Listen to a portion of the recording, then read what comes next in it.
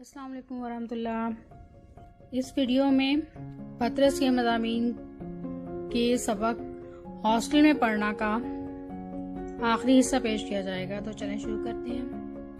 मैं पहले साल बीए में क्यों फेल हुआ, इसका समझना बहुत आसान है। बात ये हुई कि जब हमने एफए का इम्तिहान दिया तो चूंकि हमने काम को दिल लगाकर किया था, इसलिए हम इसमें कुछ पास ही हो गए, बहरहाल फेल ना हुए। यूनिवर्सिटी ने यूं तो हमारा जिक्र बड़े अच्छे अल्फाज में किया, लेकिन रियाजी के मुतालिक ये इरशाद हुआ कि सिर्फ इस मजमून का इम्तिहान एक आध दफ़ा फिर दे डालो। ऐसे इम्तिहान को इस तरह कंपार्टमेंट का इम्तिहान कहा जाता है, शायद इसलिए कि बगैर रजामंदी अपने हमराही मुसाफिरों के अगर कोई इसमें सफ़र कर रहे हों, नकल नवीसी की सख्त ममानियत है। अब जब हम बीए में दाखिल होने लगे तो हमने ये सोचा कि बीए में रियाजी लेंगे, इस तरह से कंपार्टमेंट के इम्तिहान के लिए फालतू काम ना करना पड़ेगा। लेकिन हमें सब लोगों ने यही मशवरा दिया कि तुम रियाजी मत लो।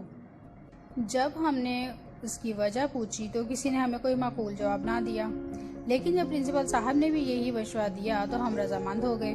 चुनांचे बीए में हमारे मज़ामीन अंग्रेज़ी, तारीख़ और फ़ारसी करार पाए।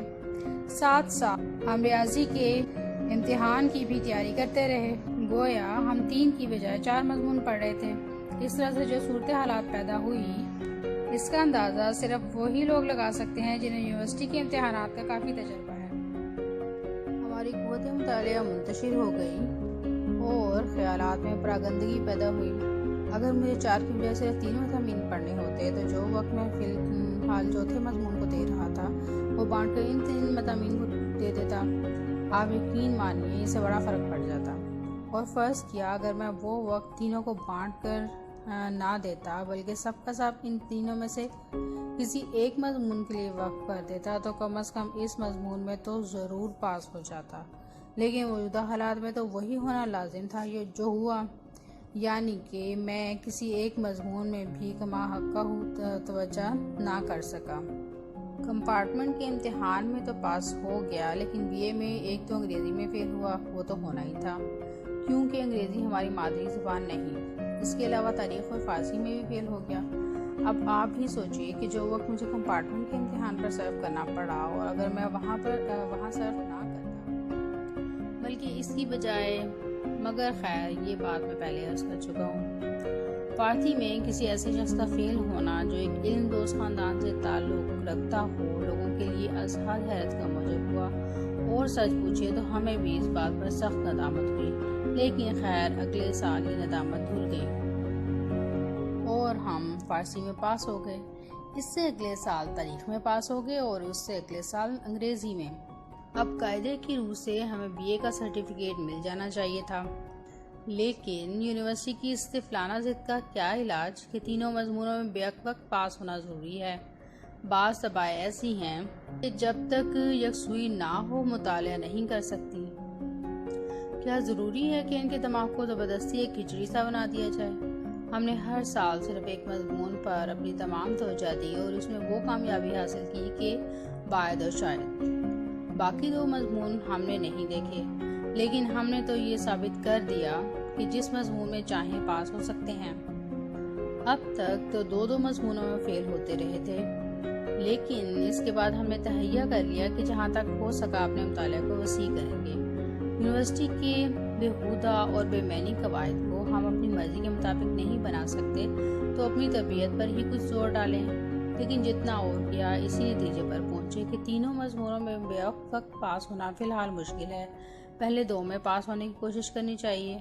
चुनाचे हम पहले साल अंग्रेज़ी और फ़ारसी में पास हो गए और दूसरे साल फ़ारसी और तारीख़ में। जिन जिन मज़ामीन में हम जैसे जैसे फ़ेल हुए वो इस नक्शे से ज़ाहिर हैं। 1 अंग्रेज़ी तारीख़ फ़ारसी, 2 अंग्रेज़ी तारीख़, 3 अंग्रेज़ी फ़ारसी, 4 तारीख़ फ़ारसी। गोया जिन जिन तरीक़ों से हम 2-2 मज़ामीन में फ़ेल हो सकते थे वो हमने सब पूरे कर दिए। इसके बाद हमारे लिए 2 मज़ामीन में फ़ेल होना नामुमकिन हो गया और एक मज़मून में फ़ेल होने की बारी आई। चुनाचे अब हमने मदरजा से नक्शे के मुताबिक फ़ेल होना शुरू कर दिया। 5 तारीख़ में फ़ेल और 6 अंग्रेज़ी में फ़ेल। इतनी दफ़ा इम्तिहान दे चुकने के बाद जब हमने अपने नतीजों को यूँ अपने सामने रख कर गौर किया तो साबित हुआ कि गम की रात ख़त्म होने वाली है। हमने देखा कि अब हमारे फेल होने का सिर्फ एक ही तरीका बाकी रह गया और वो ये कि फारसी में फेल हो जाएं। लेकिन इसके बाद तो पास होना लाजिम है। हर चंद की ये सानिया अजहद जान का होगा, लेकिन इसमें मसला तो ज़रूर मुज़मिर है कि इससे हमें एक किस्म का टीका लग जाएगा। बस यही एक असर बाकी रह गई है। इस साल फारसी में फेल होंगे और फिर अगले साल कतई पास हो जाएंगे। चुनाचे 7वीं दफ़ा इम्तिहान देने के बाद हम बेताबी से फेल होने का इंतज़ार करने लगे।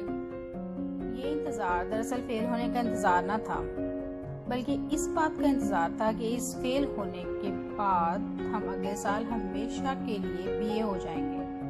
हर साल इम्तिहान के बाद जब घर आता तो वालिदैन को नतीजे के लिए पहले ही से तैयार कर देता। रफ्ता रफ्ता नहीं, बल्कि यकलख्त और फौरन। रफ्ता रफ्ता तैयार करने से ख्वामख्वाह वक्त ज़ाया होता है और परेशानी मुफ्त में तूल खींचती है। हमारा कायदा ये था कि जाते ही कह दिया करते थे कि इस साल कम से कम पास नहीं हो सकते। वालिदैन को अक्सर यकीन ना आता। ऐसे मौक़ों पर तबीयत को बड़ी उलझन होती है। मुझे अच्छी तरह मालूम है मैं पर्चों में क्या लिख के आया हूँ। अच्छी तरह जानता हूँ कि मुम्तहिन लोग अगर नशे की हालत में पर्चे ना देखें तो मेरा पास होना कतई नामुमकिन है। चाहता हूँ कि मेरे तमाम बही ख्वाहों को भी इस बात का यकीन हो जाए ताकि वक्त पर उन्हें सदमा ना हो।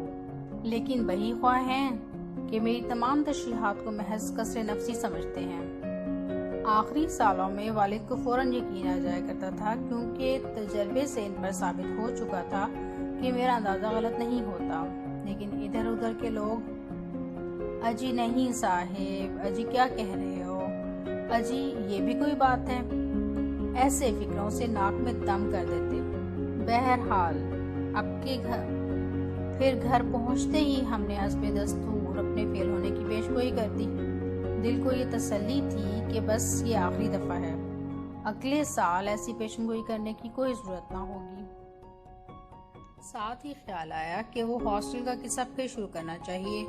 अब तो कॉलेज में सिर्फ एक ही साल बाकी रह गया है।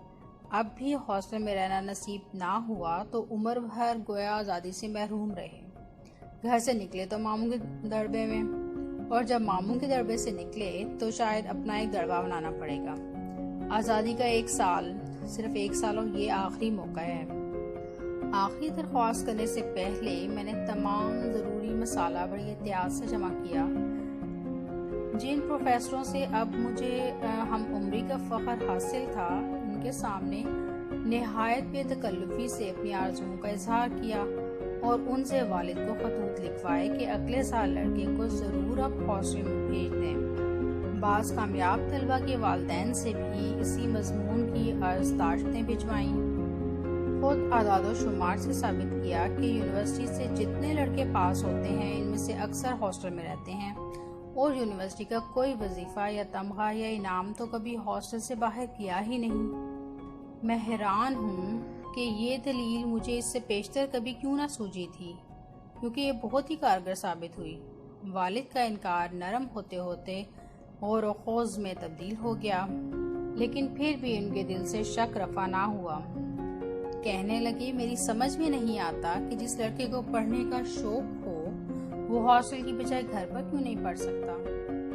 मैंने जवाब दिया कि हॉस्टल में एक इल्मी फिजा होती है जो अरस्तू और अफलातून के घर के सिवा और किसी घर में दस्तयाब नहीं हो सकती। हॉस्टल में जिसे देखो बहरे अलूम में गुतज़ा नजर आता है। बावजूद इसके कि हर हॉस्टल में 200-200, 300-300 लड़के रहते हैं, फिर भी वो खामोशी तारी होती है कि कब्रिस्तान मालूम होता है। वजह ये कि हर एक अपने अपने काम में लगा रहता है। शाम के वक्त हॉस्टल के सहन में जा बजा तलबा इल्मी मुबाहिसों में मशगूल नजर आते हैं। अलल सुबह हर एक तालिब इल्म किताब हाथ में लिए हॉस्टल के चमन में टहलता नजर आता है। खाने के कमरे में, कॉमन रूम में, गुसल खानों में, बरामदों में, हर जगह लोग फ़लसफ़े और रियाजी और तारीख की बातें करते हैं। जिनको अदबे अंग्रेज़ी का शौक़ है वो दिन रात आपस में शेक्सपियर की तरह गुफ्तगू करने की मशक़ करते हैं। रियाजी के तलबा अपने हर एक ख्याल को अलजबरे में अदा करने की आदत डाल लेते हैं। फारसी के तलबा रुबाइयों में तबादला ख्यालात करते हैं। तारीख के दिल दादा वालिद ने इजाज़त दे दी। अब हमें ये इंतज़ार कि कब फेल हों और कब अगले साल के लिए अर्जी भेजें। इस दौरान में हमने इन तमाम दोस्तों से ख़त व किताबत की जिनके मुतालिक यकीन था कि अगले साल फिर उनकी रफ़ाकत नसीब होगी, और उन्हें ये मज़दा सुनाया कि आइंदा साल हमेशा के लिए कॉलेज की तारीख में यादगार रहेगा, क्योंकि हम तालीमी ज़िंदगी का एक वसी तजर्बा अपने साथ लिए हॉस्टल में आ रहे हैं, जिससे हम तलबा की नई पौध को मुफ्त मुस्तफ़ीद फरमाएंगे। अपने जहन में हमने हॉस्टल में अपनी हैसियत एक मादरे मेहरबान की सी सोच ली, जिसके इर्द गिर्द ना तजर्बाकार तलबा मुर्गी के बच्चों की तरह भागते फिरेंगे। सुपरिटेंडेंट साहब को, जो किसी ज़माने में हमारे हम जमात रह चुके थे, लिख भेजा कि जब हम हॉस्टल में आएंगे तो फ़लाँ फ़लाँ मराद की तवक्को आपसे रखेंगे और फ़लाँ फ़लाँ कवायद से अपने आप को मुस्तस्ना समझेंगे। इत्लान अर्ज़ है। और ये सब कुछ कर चुकने के बाद हमारी बदनसीबी देखिए कि जब नतीजा निकला तो हम पास हो गए। हम पे तो जो जुल्म हुआ सो हुआ। यूनिवर्सिटी वालों की हमाकत मुलाहिजा फरमाइए कि हमें पास करके अपनी आमदनी का एक मुस्तकिल जरिया हाथ से गंवा